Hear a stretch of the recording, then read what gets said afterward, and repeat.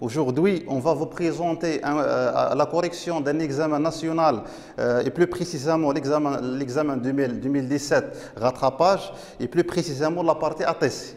Donc le sujet de cette épreuve est le pont élévateur électromécanique à 2 colonnes.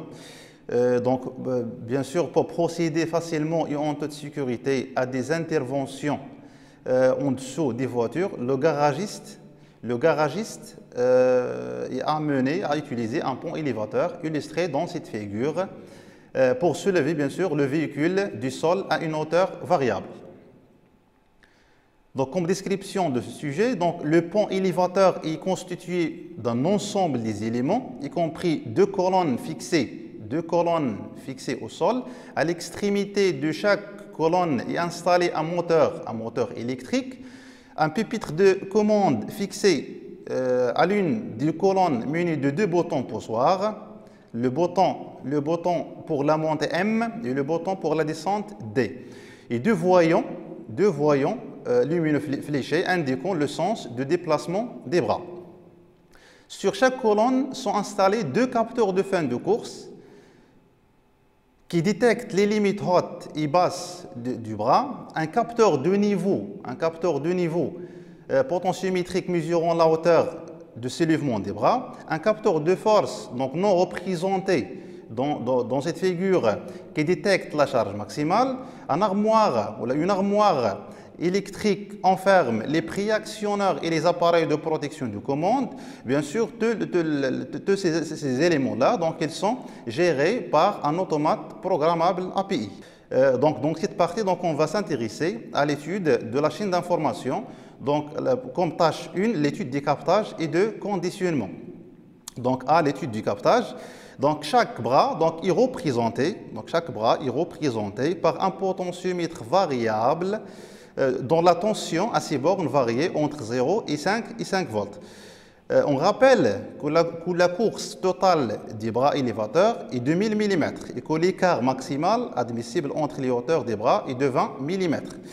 Donc la première question, calculer la valeur ou les valeurs de la tension V entre les deux curseurs V, c'est-à-dire V égale différence de potentiel V10 moins V moins V20, lorsque donc les deux bras sont à la même hauteur. Bien sûr, si les deux bras sont à la même hauteur, donc la tension V10 égale à la tension V20, tant que les potentiomètres P1 et P2 ont la même valeur. Donc, la différence de potentiel V égale V10 moins V20, donc elle va nous donner 0. C'est bon? Donc, pour la deuxième question, les bras de la colonne 1 donc, sont à 1000 mm et ceux de la colonne 2 sont à 1020 mm. Donc, on a dit que la hauteur du bras donc, est 2000 mm, c'est-à-dire 1000 mm est équivalent à la moitié du potentiomètre. 1000 mm est équivalent à la moitié du potentiomètre. Donc, si on applique le diviseur de tension ici, donc on va obtenir V10 égale 5 volts, la tension au bord des potentiomètres P1, fois 1000 sur 2000, la hauteur maximale, donc qui est égale 2,5. De même pour V20, donc on applique le diviseur de tension ici, donc on va obtenir 5 fois 1020 sur 2000, donc égale 2,55 volts. Donc si on fait la différence entre ces tensions V10 moins V20, donc on va obtenir moins 50 millivolts. Moins 50 millivolts. Donc la question 3, les bras de la colonne 2 sont à 1000 mm et ceux de la colonne 1 sont à 1020 mm. Donc tout simplement, c'est l'inverse de la question précédente. Donc on va obtenir au lieu de 50 millivolts, on va obtenir moins 50 millivolts, on va obtenir 50 millivolts. Donc on passe maintenant à l'étude des filtres. Donc bien sûr, pour éliminer les effets de perturbation, donc V10 est filtré en utilisant un circuit RC. Donc c'est un filtre passif passe-bas. Donc la première question donne l'expression de la fonction de transfert T qui égale V11 sur V10 ou bien V12 sur V11 en fonction de R2 et C1. Donc tout simplement, on applique un simple diviseur de tension ici. Donc V11 égale V10 fois ZC1, l'impédance ZC1 fois sur ZC1 plus ZR2. Si on remplace ZC1 par son expression qui est égale 1 sur GC1 oméga et ZR2 par son expression qui est égale R2, donc on va obtenir, en fin de compte, si on développe les calculs, on va obtenir cette expression.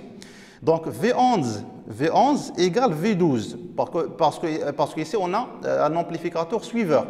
L'amplificateur suiveur, donc tout simplement, il le donne en sortie la même tension en entrée. Donc, parce que V plus égale à V moins, V plus égale V11 et V moins égale V12. Donc, tout simplement, V12 égale V11.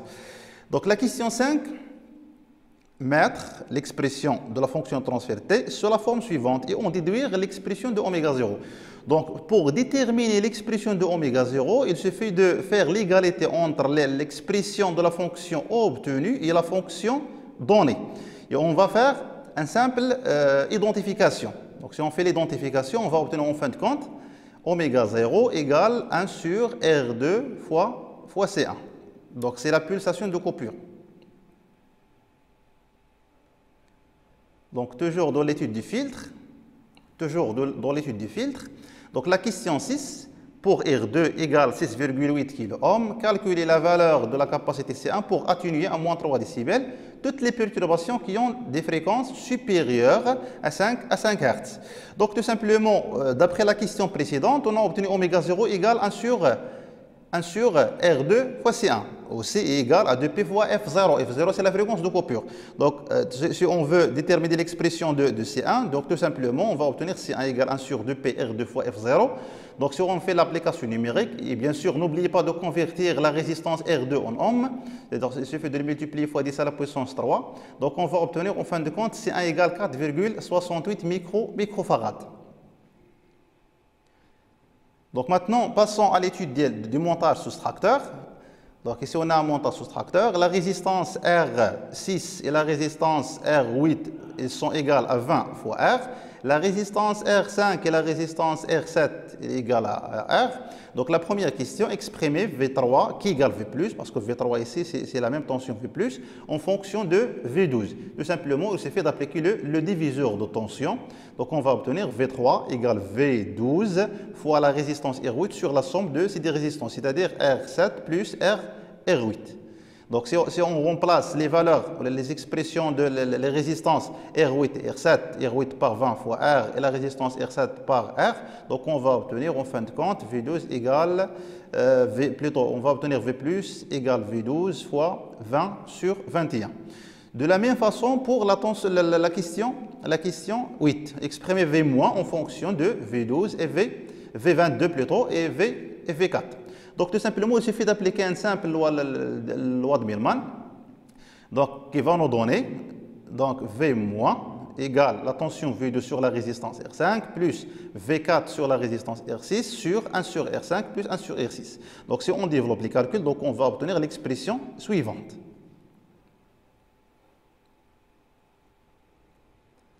Toujours de le même montage. La question 9, on déduit que la tension V4 égale 20 en facteur de V11 moins V22. Donc, d'après les questions précédentes, donc on a déjà calculé V plus et V moins. Donc, dans cette question, il suffit de faire l'égalité entre les deux tensions V plus et V moins. Donc, si on fait l'égalité entre V plus et V moins, donc on va obtenir, donc on remplace V plus par son expression, V moins par son expression. Donc développons les calculs, donc on va obtenir en fin de compte V4 égale 20 en facteur de V12 moins V22.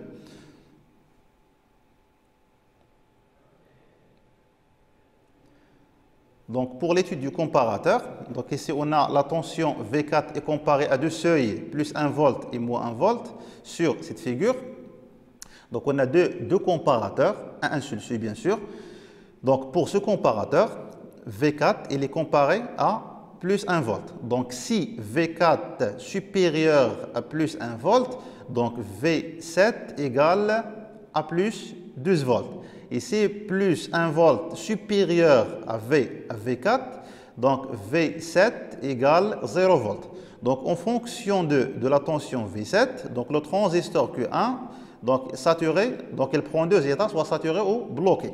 Donc si V7 égale 0, 0 volts, le transistor se bloque.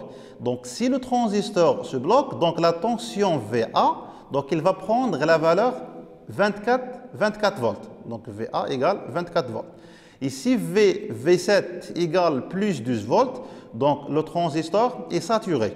Donc lorsque le transistor est saturé, donc il est équivalent à un interrupteur fermé. Donc automatiquement, la tension VA est égale à 0. De la même façon pour l'amplificateur ou bien pour le comparateur U5. Donc pour ce comparateur, donc V4, il est comparé à moins 1 volt. Donc de la même façon que l'étude précédente. Donc la question, complétez alors le tableau des états suivants. Donc dans la première colonne, donc si V4 supérieur à plus 1 volt, donc on va traiter ce comparateur. Donc si V4 supérieur à plus 1 volt, c'est-à-dire V plus supérieur à V moins, c'est-à-dire V7 égale à plus 12, donc le transistor donc saturé, donc la tension VA égale à donc c'est V7 égale plus 12, donc transistor saturé, donc VA égale 0 volts. De la même façon, si V4 est inférieur à moins 1 volt, donc on va travailler sur ce comparateur, donc V4 inférieur, donc V- inférieur à V+, donc V8 égale plus 12 volts, donc transistor saturé, donc VB égale 0 volts. C'est bon? Donc, dans l'expression, la troisième colonne, donc si V4 est compris entre moins 1 volt et plus 1 volt. Donc, de la même façon, donc, pour l'amplificateur U4, donc, on va prendre cette partie, c'est-à-dire plus 1, donc supérieur à V4. Si plus 1 supérieur à plus 1, ou bien plus 1 qui est supérieur à V4, donc V7 égale 0. Donc si V7 0, donc automatiquement transistor donc bloqué, donc VA égale à 24 volts. De la même façon ici, donc si V4 supérieur à moins 1 volt, V4 supérieur à moins 1 volt, donc V moins supérieur à V+, donc V8 égale 0 volt. Donc si V8 égale 0 volt, donc transistor bloqué, donc VB égale 24 volts. C'est bon?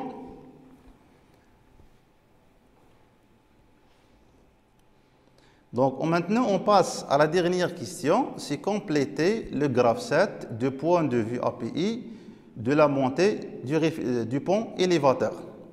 Donc ici, on a un graphe 7 de point de vue partie système. Donc, ils ont demandé de remplir ou bien de compléter ce graphe 7 de point de vue API. Tout simplement, donc, pour les réceptivités, dans ce graphe 7, les réceptivités, ils sont équivalents aux entrées de l'API. Et les actions, ils sont équivalents aux sorties de l'API. Donc tout simplement ici, donc ordre de montée de la colonne 1 et de la colonne 2. Donc tout simplement, si on cherche cette phrase dans le tableau, donc on va obtenir donc ordre de montée colonne 1 et colonne 2, c'est I1. C'est bon? Donc c'est I1. Et lorsqu'on dit et, c'est-à-dire fois. Donc est logique. Limite haute non atteinte des deux colonnes. Donc les capteurs de fin de course responsables de la montée haute ou bien la descente, donc ce sont de la montée haute et basse, ce sont E3 et E5. Ce sont E3 et E5. Donc limite haute non atteinte, c'est-à-dire E3 bar fois E5 bar. 3 bars fois E5 bar. Donc pour cette action, montée colonne 1 et colonne 2. Donc montée colonne 1 et colonne 2, donc on est dans les actions. Donc montée colonne 1, c'est Q1 et montée colonne 2, c'est Q3. C'est bon? De la même façon pour les autres actions. Donc ici, on a colonne 1. Colonne 1, on avance sur colonne 2, c'est I7 bar. De la même façon, colonne 2, on avance sur colonne 1. Colonne 2, on avance sur colonne 1, c'est I8 bar. Donc, arrêter cette action, donc arrêter colonne 1, monter colonne 2. Monter colonne 2, c'est Q3. Monter colonne 2, c'est Q3. Et monter colonne 1, c'est Q1. Dans cette réceptivité, on a retard rattrapé par la colonne 2. Donc ici, on a colonne 1, on avance sur colonne 2. Et ici, retard rattrapé par la colonne 2. C'est-à-dire I7 bar. De la même façon, pour cette réceptivité, retard rattrapé par la colonne 1. Donc I8 bar. C'est bon? Donc pour cette réceptivité, donc ordre de montée annulé. Donc ordre de montée, c'est I1. Ordre de montée annulé, c'est I1 bar. Ou, lorsqu'on dit ou, c'est-à-dire plus. Ou logique. Limite haute atteinte. Donc les limites hautes atteintes, donc ce sont I3 fois I5. Lorsqu'on parle de la limite haute des deux colonnes, la colonne 1 et la colonne 2. C'est bon.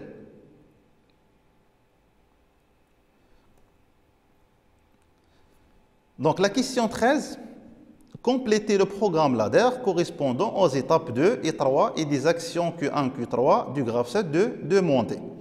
Donc il est préférable, avant de compléter le programme ladder, de matérialiser le graphe 7 précédent, c'est-à-dire déterminer les équations des actions et des étapes. Donc chaque étape, bien sûr, a une équation d'activation et une autre de désactivation. Donc, d'une manière générale, l'équation d'activation d'une étape, c'est l'équation précédente fois la réceptivité précédente. Et l'équation de désactivation d'une étape, c'est l'étape suivante.